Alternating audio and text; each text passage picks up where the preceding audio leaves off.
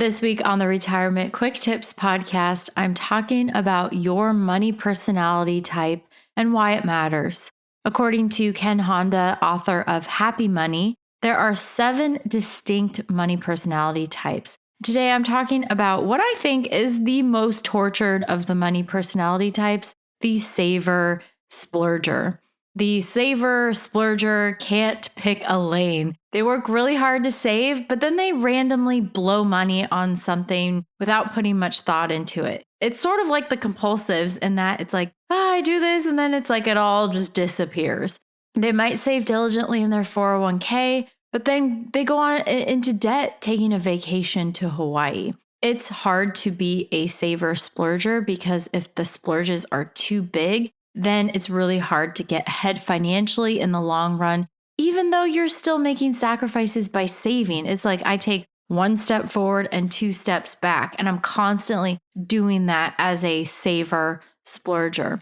And that's why this money personality type is pretty tortured, because that's exhausting. It's very defeated. It leads to a lot of guilt. In some ways, I identify with this money personality type. I would say not in the purest form, but I do understand this sort of bipolar nature of this saving spending habit. So I save a lot, and I've always been a saver. I would say much more leaning towards a saver versus a spender. But then when I do spend money, I sometimes do it in ways that I don't like or I feel guilty about later. I'll buy something that I didn't really need or want, or I'll waste money on what ends up being kind of stupid stuff.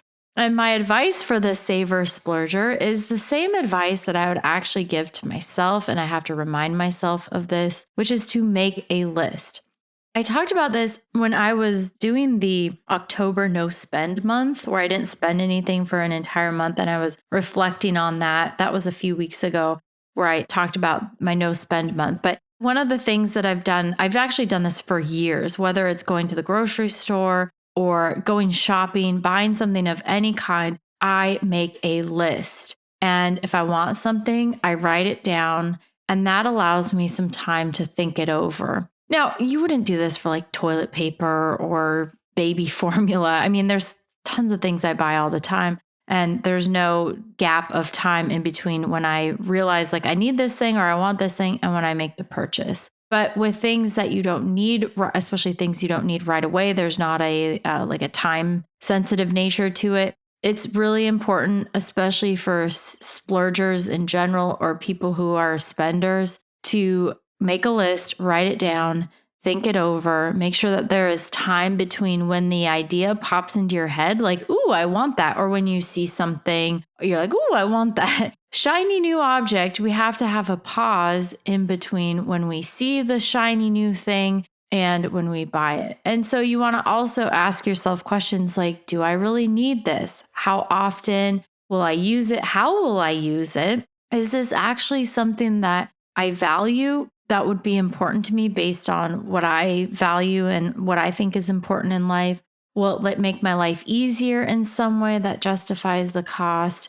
If you can do this and be thoughtful and have that gap of time between when you think of it and or when you see it and when you buy it, you're going to end up buying the things that matter the most because you've put some thought into it. So that works really well for me, but I still do fall into those splurger tendencies. A weird feeling I have about spending money, maybe some of you have this too, is that I actually hate spending money, and I feel guilt about a lot of spending decisions, even if they're on things that I would use or need or would add value somehow to my life. I will quickly, because I hate spending money so much when I do, sometimes it has this splurging nature to it because I'll do it quickly. It's sort of like ripping off a Band-Aid. Like, I'm going to spend the money, but maybe if I spend it all at once and really, really fast and have this like big haul and get more than what I need, like I'll just do it one time and then be done with it. And I won't have to spend anything again for a while. Minimizes the guilt because it's just with that one time rather than spread out over many different purchases.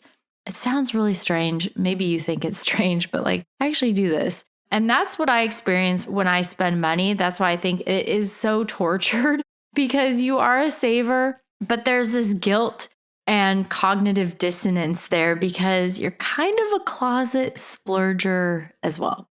All right, that's it for today. Thank you so much for listening. My name is Ashley Michike, and this is the Retirement Quick Tips Podcast.